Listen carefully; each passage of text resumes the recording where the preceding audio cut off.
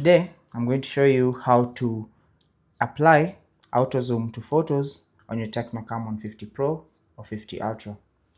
So simply launch the gallery app and find the photo that you want to apply auto zoom for. So simply select a photo like that, and then you want to select edit. Under edit, simply tap on AI Studio, and as the first option you should see AI auto zoom. So tap on that. It's going to analyze your photo,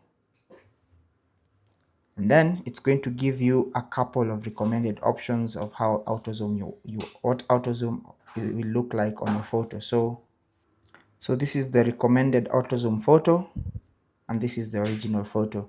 So this is especially useful if you want to get rid of maybe some distracting features in the background, or you really want to enhance the subject of your photo. So once you apply auto zoom and you like it, simply select the option that best suits you, and if you like it, you can check once again and then tap on this check mark, and then tap on the check mark once again, and this option is going to appear at the top. So simply tap on it to either overwrite the original file or simply save as a new file. So select that,